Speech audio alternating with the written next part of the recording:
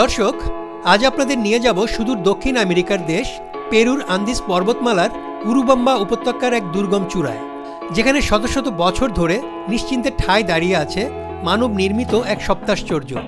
এই নতুন সপ্তাশ্চর্যটি পঞ্চদশ শতকে ইনকা সাম্রাজ্যের রাজাদের নির্মিত একটি রহস্যময় শহর। এই জনপদটি বিশ্বব্যাপী মাচু পিচু নামে পরিচিত।